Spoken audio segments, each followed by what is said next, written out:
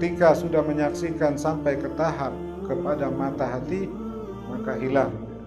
Tidak ada angan-angan, tidak ada harapan, hanya Allah tujuannya. Ya.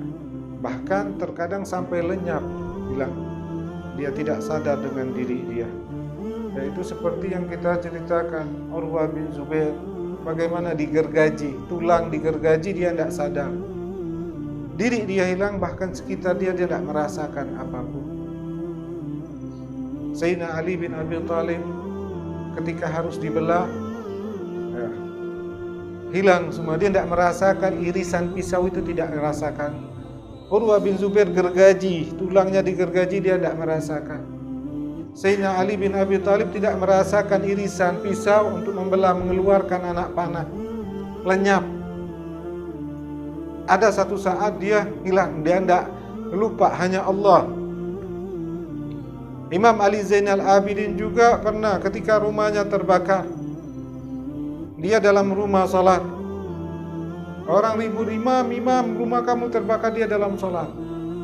Akhirnya orang memadamkan rumahnya yang terbakar, rumah padam, dia masih salat, assalamualaikum warahmatullahi wabarakatuh, tidak sadar rumahnya ada api. Panasnya api tidak dirasakan. Ya. Ada lagi orang yang lagi sholat, di depannya ular, orang sibuk dengan ular, dia tidak sadar, lupa. Ini jikalau seseorang sudah memandang dengan mata hatinya, ya. Dia sudah tenggelam dalam kebesaran Allah, ya. Ini orang yang mampu menerangi, orang yang mampu memandang dengan mata hatinya. Ini proses-prosesnya, yaitu kendalikan hawa nafsu kita dengan melaksanakan syariat Allah sepenuhnya. Utamakan syariat Allah daripada keinginan kita, daripada hawa nafsu kita. Ketika ada datang perintah Allah, apapun keinginan kita, tinggalkan, laksanakan perintah Allah. Ketika ini terus kita laksanakan, maka hawa nafsu akan dalam kendali kita. Saat hawa nafsu sudah mampu kita kendalikan, maka sifat-sifat buruk itu akan keluar dari kita. Saat sifat-sifat buruk itu keluar dari kita, maka hati akan memancar. Pancaran inilah akan membawa kita dalam mengenal Allah. Dengan akal kita, tafakur, dengan ilmu kita, dengan hati kita. Ini semuanya masalah rasa, tidak bisa diungkapkan secara detail. Semakin orang mengungkapkan secara detail masalah rasa, semakin nampak kebodohan orang itu. Ini masalah rasa, seperti saya jelaskan. Gula apa rasanya? Manis, manis. Andaikan dia mengatakan manis saja, nampak pintarnya dia. Kalau dia berusaha menjelaskan manis itu gini, makin banyak penjelasan dia, semakin bodoh dia. Karena apa sebabnya? Ini masalah rasa.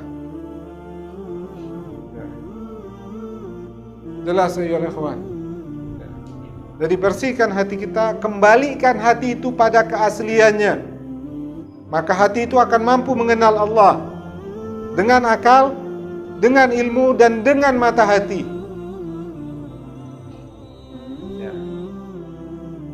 Jika dengan akal kita mampu merasakan betapa dekatnya Allah sama kita. Dengan ilmu kita bisa merasakan betapa rendahnya diri kita, betapa lemahnya diri kita. Allah yang kuasa. Kalau yang dengan akal tadi, orang itu akan mampu. Apapun keinginannya, dia akan meminta kepada Allah. Dia merasa Allah begitu dekat kepada dia. Ketika ilmu sudah datang, cahaya ilmu sudah masuk kepada dia, dia mampu merasakan. Dia mampu merasakan bahwa lemahnya diri dia, sehingga dia mampu kuat sekali bersandar kepada Allah. Ketika mata hati sudah ada, maka tidak ada keinginan lagi. Dia hanya pasrah, apapun yang datang dari Allah tidak ada cita-cita, tidak ada keinginan, tidak ada harapan. Allah lah tujuannya. Bahkan satu waktu dia bisa lenyap. Itu yang saya ceritakan seperti Imam Ali, Urwa bin Zubair, Imam Ali Zainal Abidin.